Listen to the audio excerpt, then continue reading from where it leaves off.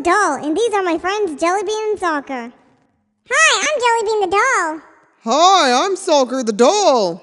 And welcome to Jolie and Friends. Today on Jolie and Friends, we are going to learn about school. Do you know what a school is? A school is a place of learning. And it's a place where you get educated. That's right. That's what school is. A place of learning and where you get educated. Do you know what you have at school? At school, we have a teacher that teaches you something. We have a chalkboard or a marker board. We have chalks, markers, or eraser for the board. We have cubbies or lockers. Desks and tables. Chairs. Books to read and lessons to learn. Globes and maps. Computers for typing. Pencils, pen, and crayons for writing and drawing. Scissors, ruler, glue, and eraser. Papers for writing and drawing. Workbooks and homework. Playgrounds and gym. Other students like you. And more.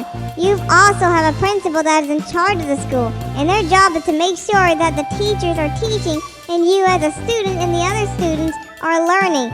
Schools do have subjects so that you can learn. Do you know your subject?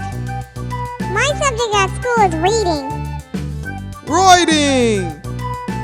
Math. Science. History. Music. Art. PE or physical education. Geography. Languages. Computer labs.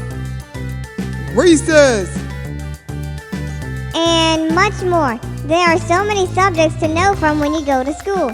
When you get to school, you'll start at a preschool level, and then you would go to kindergarten, and then later from 1st grade through the 12th grade. After school, you go to college and learn how to become a professional of things.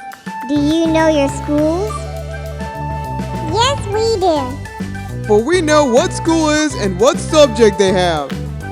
Not all schools are safe. But there is a safer school where you can stay home, and it's called homeschool. Where you can feel safe and educated about yourself.